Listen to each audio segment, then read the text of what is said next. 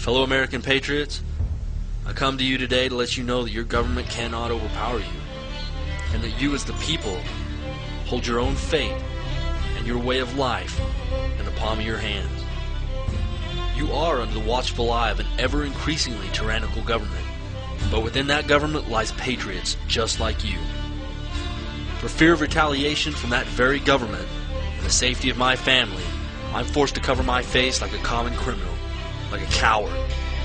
I've been told that my thoughts are traitorous and that my actions un-American. Why?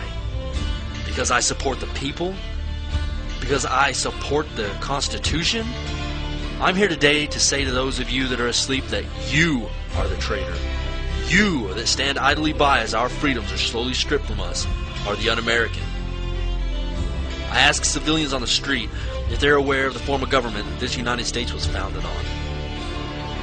Almost every one of them proudly stated democracy. Why we spread democracy across the world, I've heard. Let me read to you Article 4, Section 4 of the Constitution of the United States of America.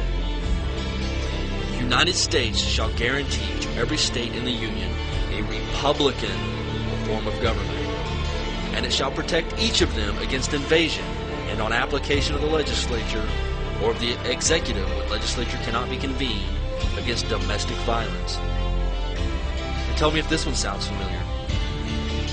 I pledge allegiance to the flag of the United States of America and to the republic for which it stands, one nation, under God, indivisible, with liberty and justice for all. How did we get so far from our roots? And while I'm on pledges, many of you might have seen the YouTube video produced by Harville Productions, where dozens of celebrities pledged to be a servant to our president and mankind. A servant to our president. Last time I checked, our president is a servant to the people. And I pledge no allegiance to any man. You know what I pledge? I pledge that I will support and defend the Constitution of the United States against all enemies, both foreign and domestic, and that I will bear true faith and allegiance to the same, so help me God. That's what I pledge. And that's the pledge that every U.S. service member makes. Yet it seems most of them don't even know what's in the Constitution.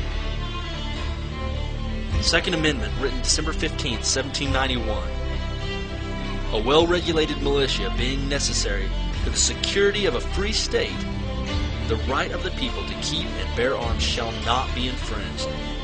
Shall not be infringed. I consider any laws that affect my right to keep and bear arms as an infringement on that right.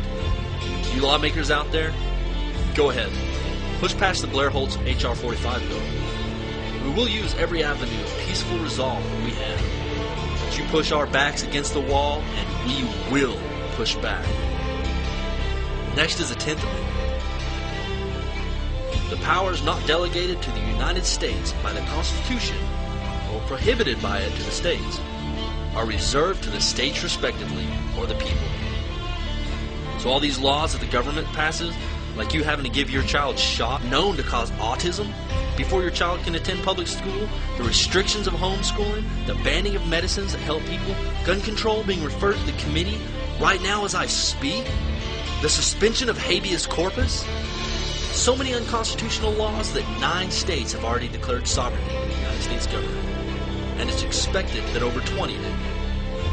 I was proud whenever I read the Oklahoma State resolution that this serve as notice and demand to the federal government as our agents to cease and desist effective immediately mandates that are beyond the scope of these constitutionally delegated powers. That's passion, conviction, dedication of the Oklahoma residents. And they're not alone.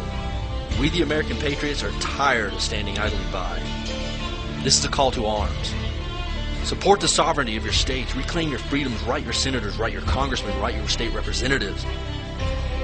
For you American citizens that are asleep, there's something going on around you. And if you can't see it, it's only because you're so self-absorbed in your trinkets and your cell phones and your video games, your corporate jobs. There's a revolution brewing under the surface of your country and you don't even know it. If I ask you if you're awake and you don't know what I'm talking about, you need to start searching for information. You need to read your Constitution. You need to know your rights. Look up what started the first revolution. Do research on your monetary system. Keyword the Federal Reserve. Ask yourself a simple question. Do I want to be free? Or do I just ask for a protective master to watch over me?